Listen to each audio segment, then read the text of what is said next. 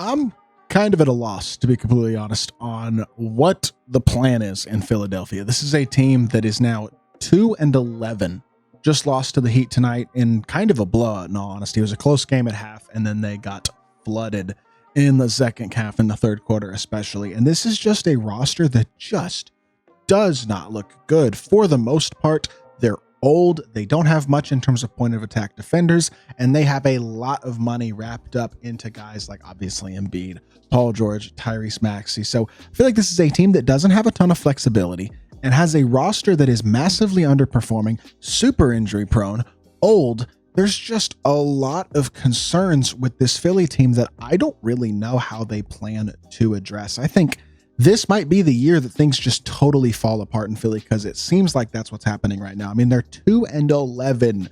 I understand they play in a weak Eastern Conference, but come on. What is the plan here? You cannot be losing like this. I understand that their big three hasn't played together at all, and that in theory, things will get better. And yes, they're only 3 games out of the play-in, 4 games out of the 6th seed. Like, the season's not over. It's early in the year. The East is bad. You can't panic yet.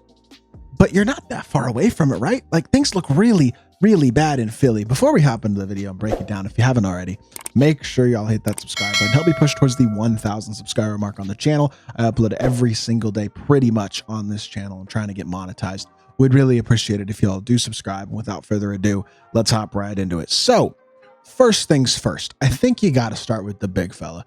Joel Embiid has been, I mean, the injuries are a clear concern. His legs are not right. I'm not sure they'll ever be right. But he started the season really bad. I get that he's only played in 3 games out of the 13, but he's shooting less than 30% from the field and less than 20% from 3.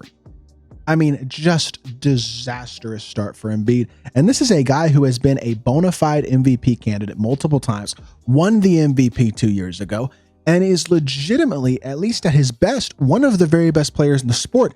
And yet he looks honestly pretty terrible. He looks scared to jump.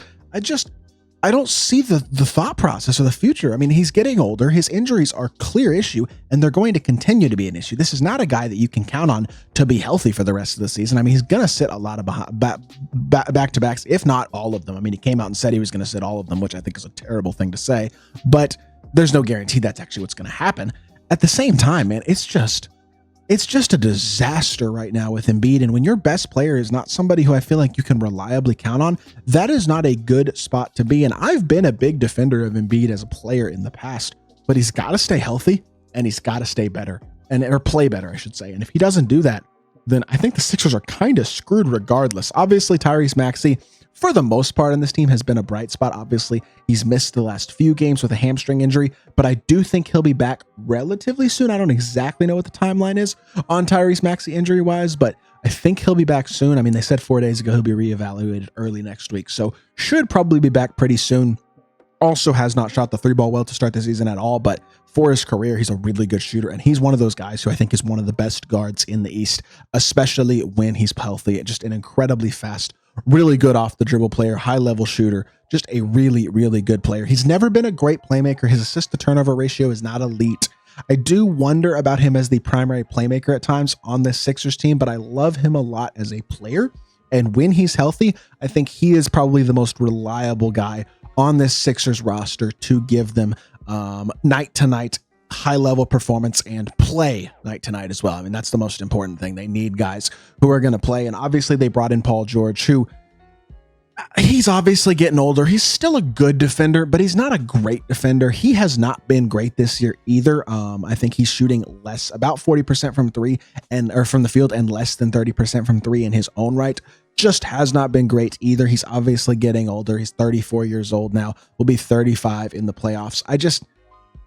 You wonder about him injury-wise, of course, as well. I mean, he's missed a ton of games the last few years. It's another guy who you just don't know if you can really count on him consistently, man. He played 76 regular seasons or 74 regular season games last year, but prior to that had missed a big chunk of time in every single season since literally 2019. Another guy who has major injury concerns and is hard to count on to be on the court, and he's not playing well. So I will say, if you're glass half full with the Sixers, the thought process is Paul George is now healthy. Embiid is getting healthy. Maybe they start to play better and things get better in Philly. And that is certainly the glass half full angle, especially since their big three hasn't played together yet. And I think if all three of those guys are on the court and PG and Embiid are playing better, this is a pretty good team. But they're putting themselves in a big hole early in the season, man. I promise you, they don't want to see the Cavs, the Knicks, or obviously the Celtics in the first round of the playoffs. And I feel like that's the trajectory that this team is on right now, because I think they'll figure it out enough to at least get into the play-in. But even if they make it through the play-in, again, you're looking at Cavs, Celtics, or Knicks in the first round. Like, that's not a good spot to be in. It's certainly not a matchup that favors the Sixers at all. All three of those teams are younger, better, and just are playing at a much, much higher level, and I feel like are much more trustworthy injury-wise and in the playoffs in general.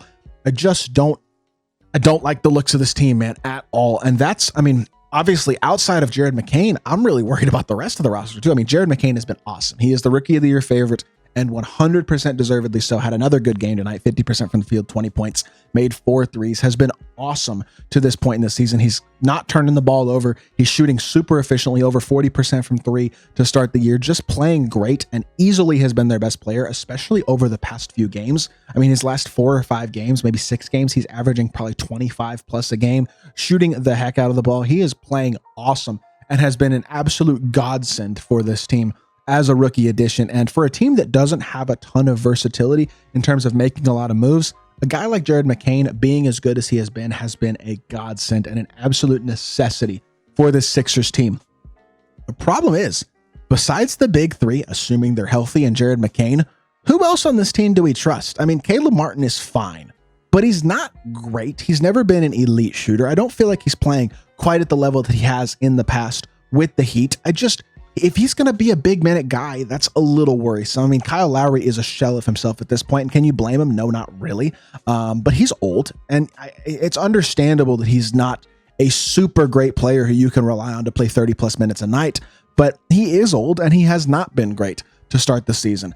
I don't love the bench depth either. I mean, I like Kelly Oubre, but outside of Kelly Oubre, are we counting on an old Eric Gordon? I don't love that either. Andre Drummond, I mean, we know what he is. He's a stat patter, for lack of a better word. Obviously a great rebounder, but not a guy who I think, again, is a really impactful winning basketball player at all. There are so many concerns with this Sixers team and so few real things you can actually have confidence in about this roster. I will say, I like Gershon Yabusele. I think he was a really good addition. I think he's a really good player who plays with a lot of versatility, can shoot the ball, kind of a versatile defender, can put the ball on the floor a little bit, finish on the interior. Like, not a bad player at all for this Sixers team, and I do kind of like him as a role player. I think he was a good addition as well. And I mean, between him and McCain, they made a couple of really nice marginal additions in the offseason. But overall, man, there are so many questions and so many holes. Not a serious 1A point of attack defender on the entire roster. And I mean, unless you consider Paul George that, and I don't really. Caleb Martin's fine, but this is a team that has a lot of issues. And I mean, they haven't made the Eastern Conference Finals in Embiid's entire tenure that they've been in the playoffs, 7 years in a row, and haven't made it out the second round. At some point, it's going to end, man. I mean, plain and simple. Like, you can't trust the process anymore. That's long gone. Nick Nurse is ghost Nick Nurse now. Like, what happened to Raptors Nick Nurse? I don't know. I'm struggling to see the future for this team, man. I really am. I don't know what the plan is, and I don't know how things get better. And I mean, maybe y'all have a better idea than me, but I'm sure they'll be active at the trade deadline. They're not capped by the second apron, which is good. It gives them a little bit of flexibility, but not a ton. I don't know. We'll see what happens with the Sixers. I'm not a huge fan of this roster, and I'm certainly not a fan of how they're playing. Things are looking scary in Philly, no doubt about it. Hope y'all did enjoy the video. If you did, make sure y'all hit that like button, leave a comment, and subscribe. I'll be back with more NBA content very, very soon, and I appreciate y'all. Peace.